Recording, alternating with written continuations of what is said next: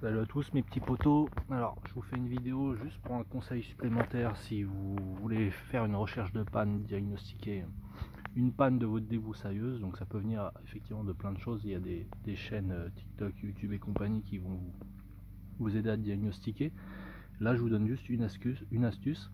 Alors ça peut dépendre d'énormément de choses, mais par exemple si la première chose vous allez pomper pour démarrer votre bécane.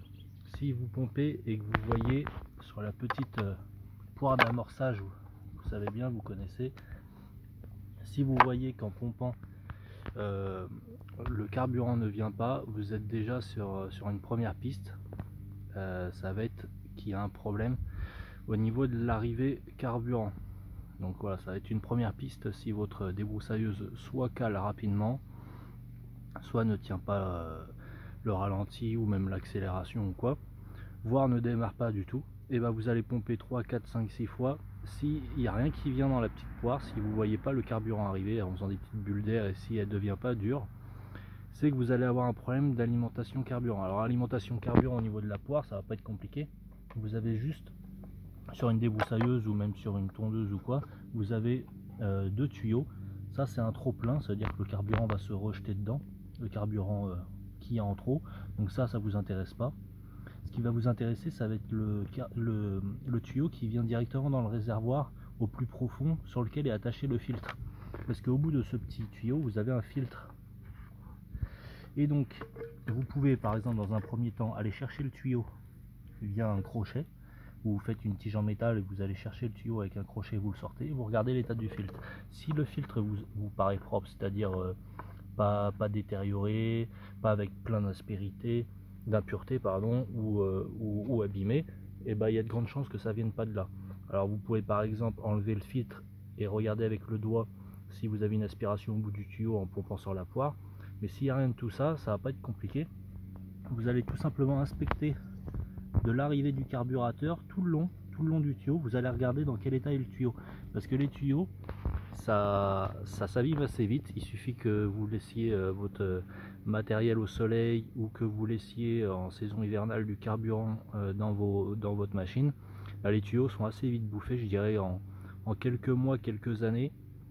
Vous pouvez avoir des tuyaux qui deviennent complètement rigides ou qui se percent, qui deviennent friables ou quoi. Donc voilà, ça dépend un peu aussi de la qualité du matériel, j'imagine. Mais si vous regardez, vous avez une liaison là, le tuyau va dans le réservoir, et à cet endroit là il y a tellement de vibrations, pour peu que le réservoir soit un petit peu coupé, soit un petit peu comment dire, saillant, ça va abîmer votre tuyau à cet endroit là. Donc vous pouvez en prévention bouger votre tuyau de 5 mm histoire que ça abîme pas votre tuyau, mais sinon vous pouvez regarder à cet endroit là la jonction et vous pouvez apercevoir une déchirure. Voilà, ça va vous faire une entrée d'air. Qui dit entrée d'air dit mauvaise aspiration de carburant, le mélange ne va pas être bon. Donc ça peut être une première piste. Moi à l'instant c'est la bécane de mon voisin, je voyais que la poire d'amorçage n'aspirait pas de carburant. J'ai tout simplement regardé à cet endroit là et effectivement il y avait une petite déchirure. Alors c'est pas forcément simple à voir parce que ça va pas être un trou béant, ça va être une petite déchirure que si vous tirez sur le tuyau ou que vous le manipulez, un peu comme une chambre à air déchirée ou ce genre de choses.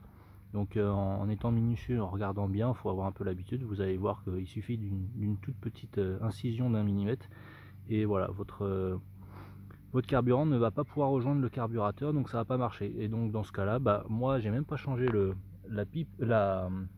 tuyau, j'ai simplement, il y avait un peu de rab et il se trouve que l'incision était par là, et bah j'ai tout simplement retiré le tuyau à cet endroit là au niveau du carburateur. Je l'ai retiré, j'ai tiré la marge que j'avais dans le réservoir, j'ai coupé, j'ai remis et voilà, ça marchait nickel. Alors il peut y avoir toutes sortes de pannes, hein, mais dans les pannes les plus simples, il y a ce genre de panne. Après il peut y avoir toutes sortes de choses, il peut y avoir des encrassages carburateurs, il peut y avoir la bougie qui fait plus son travail, il peut y avoir le filtre à air qui est obstrué, il peut y avoir plein de choses. Voilà, mais ça c'est une première piste. J'espère que je vous ai aidé, abonnez-vous, lâchez un com et à plus.